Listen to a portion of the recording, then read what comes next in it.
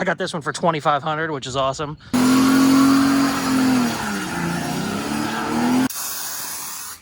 Oh yeah, man.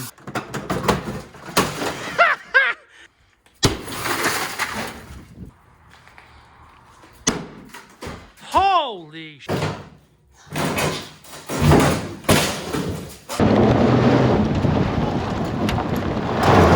What's up? This is Casey from Casey's Customs. In this video, we cut the hell out of a new Mustang. Let's get going.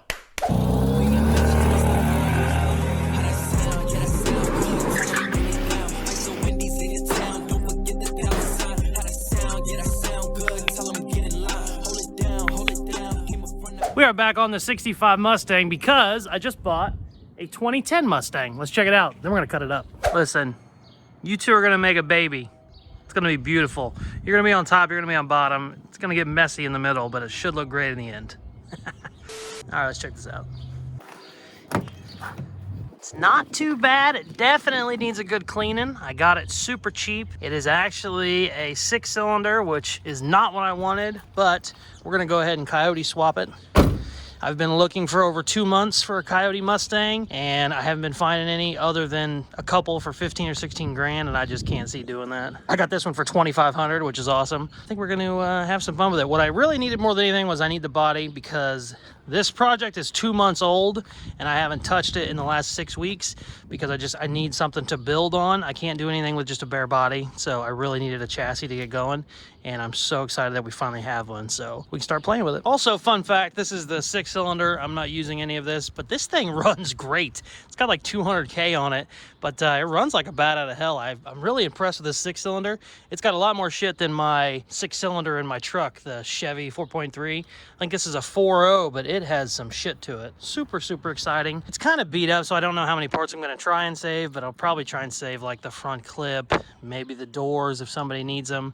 But other than that, the roof and stuff, we'll just cut it all to hell. Let's get going. Okay, so I got the garage all cleaned out. I'm ready to pull the Mustang in, but I think we should tear it up a little bit before I start taking it apart. So let's do a burnout and maybe blow the motor up. All right, let's have some fun.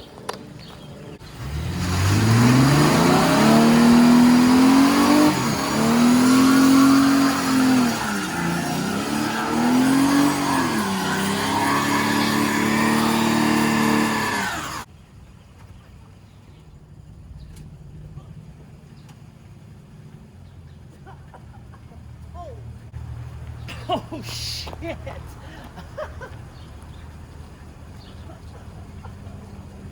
Oh, fuck, no.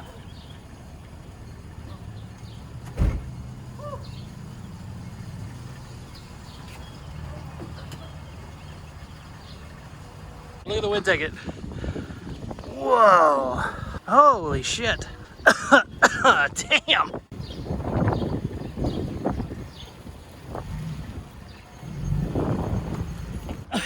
Holy shit. Look, we started ripping up both tires real quick. That was a lot of fun. Oh, so naturally we had to have some fun with it. I painted on the tint for TikTok and Instagram, and we really had a good reaction. Here's those videos here. Okay, so some of you guys were talking about how I wasn't spraying right with these turbo cans. Well, let me show you. I just got this brand new Mustang, and I want to tint the windows. It looks a lot better when you use black paint, and it's a lot cheaper than tint. So people were mad that I wasn't holding it down. What I like to do when I paint it is I spray it, and then I let up, and then spray again. Some people said you just need to hold down the whole time, so I'm going to try that, but I feel like that would make a run, but I don't know, maybe I'm wrong. Let's see. Yeah, see, I don't know if that looks as good as like the coats like this. Here, we'll tint the back window too. See, I feel like it looks better. See, if you just hold it down and then go back like that, if you just hold it down, you get these runs everywhere. I think I'm right. I think you just kind of just do coats like that, you know? Kind of like that. I don't know. I think I'm right, but. So, Chris Fix It watched our video. Didn't seem like he was very happy with how I spray painted the tint on my windows. I was racking my brain. I could not understand what the problem was. I watched some of his videos and I figured it out. We did not prep this the way we should have. I want to do a windshield banner, but this time we're going to prep it right before we paint. With some 80 grit on a DA.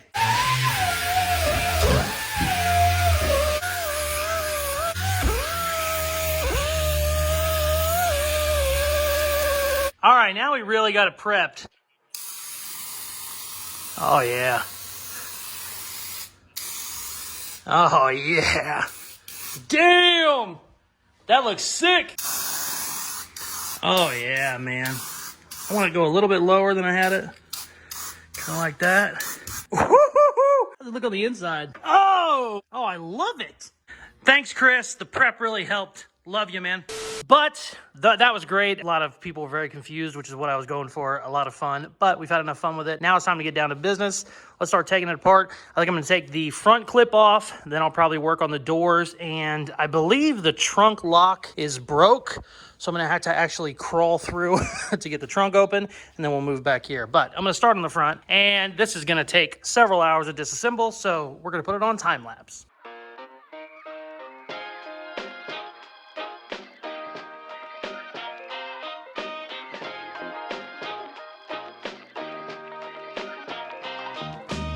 This is always my favorite part about taking a car apart. Check this out. Oh, it didn't fall off. Well, it kind of fell. All right, let's try it again. This should work this time. I'm getting out of the way because these doors are not light. I love it. Front clip is off. Doors are off. It is time to work on the back. I want to get the bumper, the taillights, and the trunk. And like I said earlier, I have to climb through to open it up. I'm not very excited about it at all. But the goal for today is get all this stripped, and then tomorrow we'll come in here with the Sawzall and give her the old cut. But I gotta do some crawling.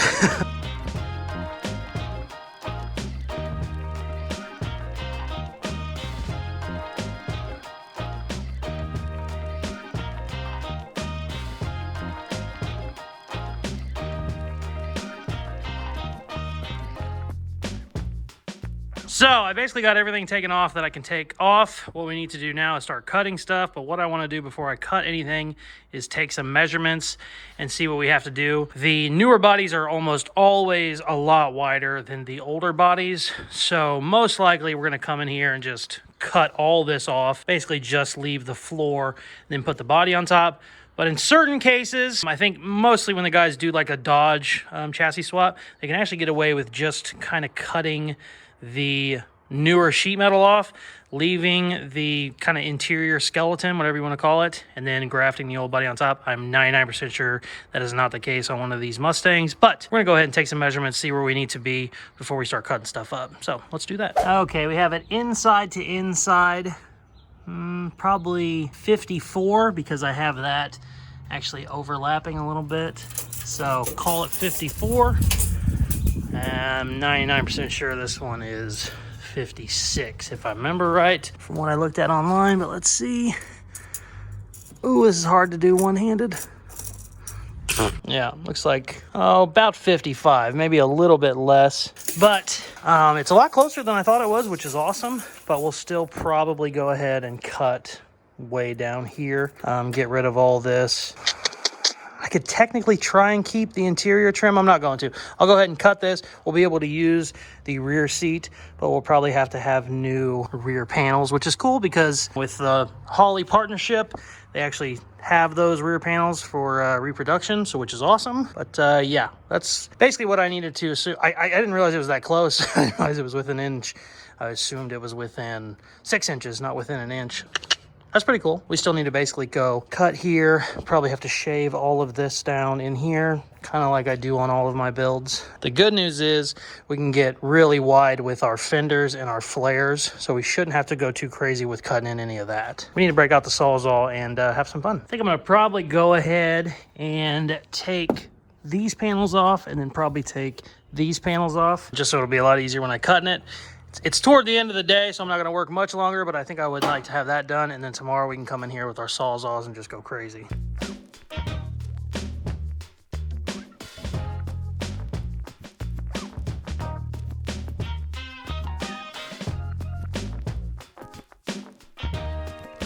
Check it out.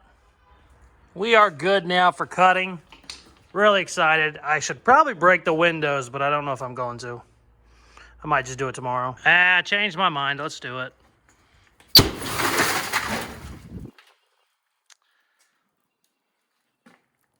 Okay. Wow, I think the paint actually held it together. Holy shit! What? Oh my God, that was awesome. All right, round 2. I cannot believe that happened. There we go. The paint actually kind of holds it together. That's crazy. Also, if anybody is wondering why you break the glass, because I can't save it. I also don't want to sell used glass. You could have a glass company come out and have them, they could take it out, but I mean, used glass is just worth nothing. The reason you break it is because whenever you're using a Sawzall, it just shakes the hell out of everything. And one of the first ones I ever did 15 years ago, I was cutting way back here, and the shaking of it broke the glass, and basically my head was like right here. I just got shattered glass all over me. Now, I've always worked basically with a full respirator and shield, but I mean, if I wouldn't have had that on, I would have had thousands of pieces of the glass on me, in my eyes, everywhere. So now I just break them all. I don't break the windshield because it stays together. You can actually run a Sawzall blade right along the bottom of it and actually cut the glass like you would cut a piece of metal. Works just fine. But the back, as soon as anything touches it, or if it shakes too much, or if you're just vibrating, you know, anywhere near it, it'll just pop like a balloon. And obviously you don't want glass all over you. So that's why I always do this. Some people will go, well, why couldn't you sell it? I mean, maybe if I got these out, it would cost me a couple $100 to get them taken out, and then I might be able to make a couple $100 back. But I mean, it's not worth it. So if we were doing a really tight budget, maybe we'd talk about it, but this one doesn't really have a budget. So I'm gonna come back tomorrow and cut the living hell out of this. Peace. The next day.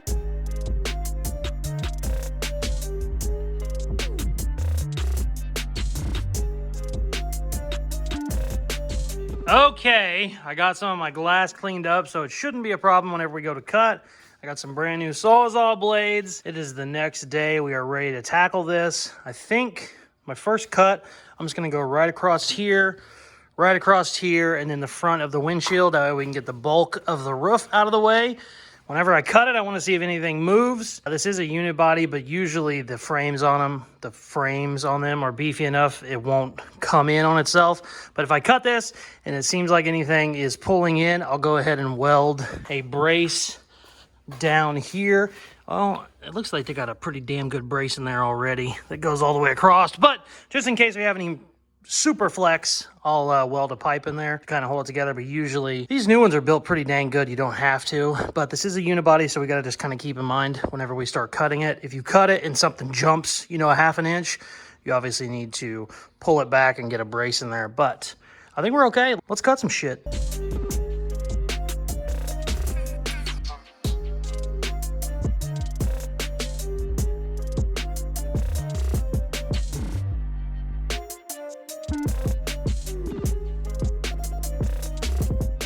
Check this out. This is a great thing to see on a unibody car. Look, this is actually all loose. See, it's hard to do one-handed. It's loose. It's literally exactly where it needs to be still. So that means we have nothing in a bind. It's obviously not super dependent on having a roof or not. I was told these weren't, but it's always, you know, you always want to check. I did a chassis swap on a Lexus years ago, and when I cut the roof off, it just jumped in like 4 inches. So very, very happy that that's that way. I got the front post cut, but I don't have the windshield broke. So I need to go in here, break the windshield out. It's never fun. It's always a messy pain in the ass, but it's really the only way to do it. We're gonna do that now, and then I'm just gonna throw this whole roof over here on the floor, and then we'll have a scrapper pick it up. All right, let's try this again.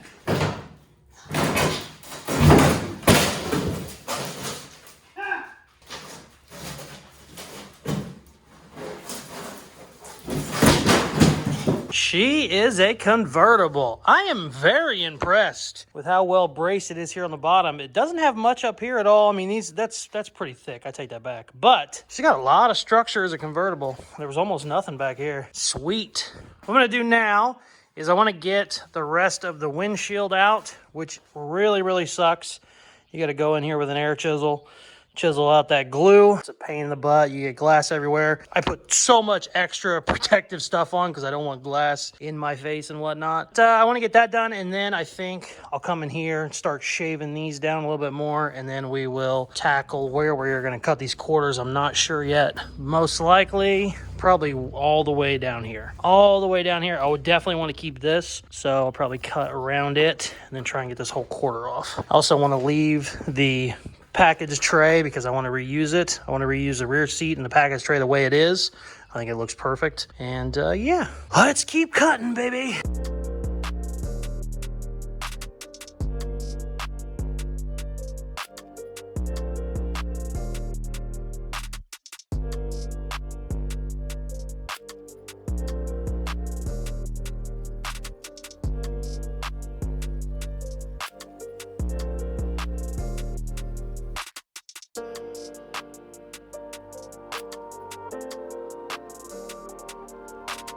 Check it out. We got everything cut up. I got all of the glass cleaned up. That took a lot longer than I thought it was going to. The back window had actually already been broke out before they put a new one in, and they did not get it completely cleaned out. So the trunk, it was like just 4 inches of glass in the trunk. Took a really long time, but I got it all vacuumed. I'm gonna do some more cutting, and I'll probably blow it all out and vacuum again. You obviously just don't want any little piece of glass to fly in your eye when you're driving or something crazy, but I'm very happy I got it cleaned up. It was a real hectic mess. It always is, just kind of part of the fun. But yeah, I got all that cleaned up. Very, very happy where it's at. Now I'm gonna start cutting the living hell, I think, out of this quarter panel. I think I'm gonna start on it first. I'm gonna probably take my air chisel and just run it along the edge, pull this off, and then we can kind of look at how the interior structure is, and then we can cut it up. So let's do that.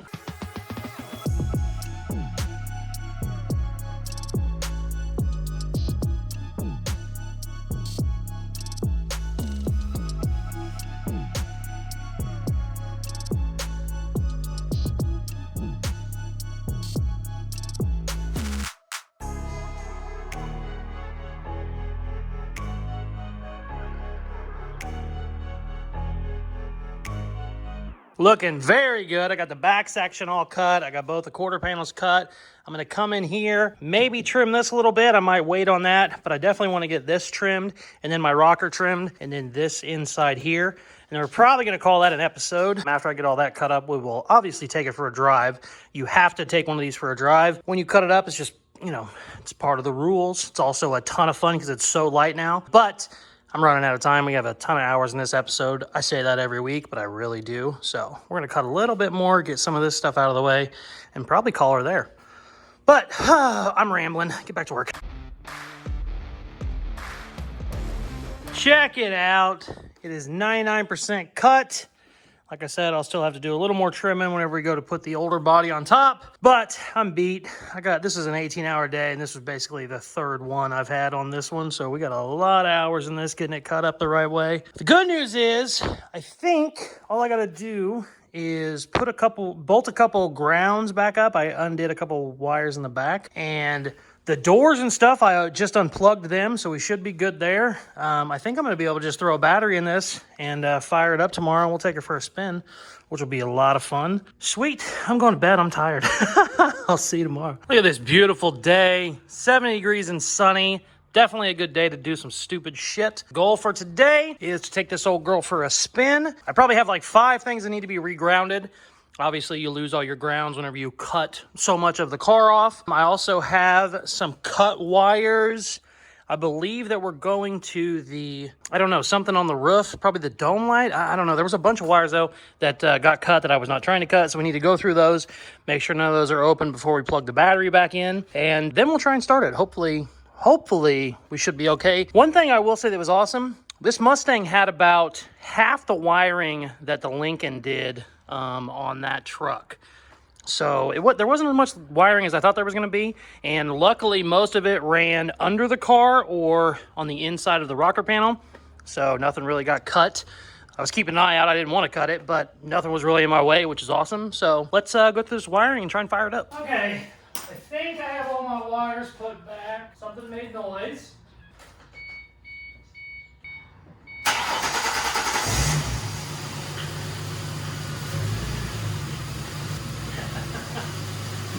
My door light is on. Okay, it's time to take it for a spin. Obviously, I don't want to go to jail today, so we're just going to play within the alley a little bit. I got the GoPro hooked up. I never know how the GoPro footage is going to come out, but I got the GoPro footage hooked up perfect where you can see over my shoulder. So let's have some fun. Oh, well, that was weird.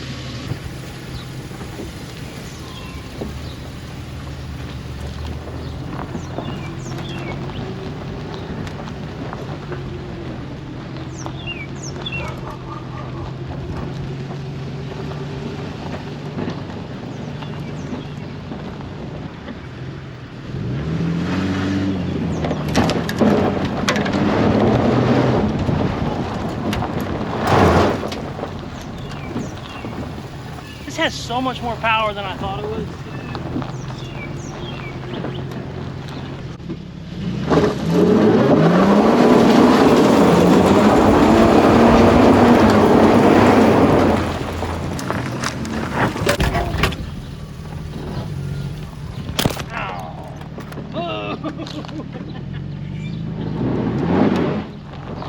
Please tell me you didn't break. Please tell me you didn't break. Oh, you're fine, baby. You're fine. Oh, no. Did you break?